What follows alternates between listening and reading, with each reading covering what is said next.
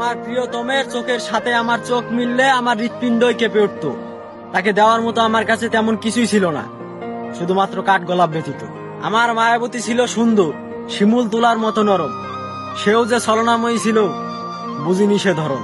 এক সময় আমায় দেখলে লজ্জায় লাল হয়ে যেত সে। এখন রাস্তার মোড়ে দেখা হলে এড়িয়ে চলে, ভুলে গেছে বোধহয় আমি কে। মায়াবতীরা এরকমই, মায়া লাগিয়ে হারিয়ে যায়। ওরা বলে জীবনের শেষ অবধি থাকবে, তবে শুরুতেই চলে যায়। আমিও নিরপরাধী নই, দোষ কিছুটা হলেও আমার আছে।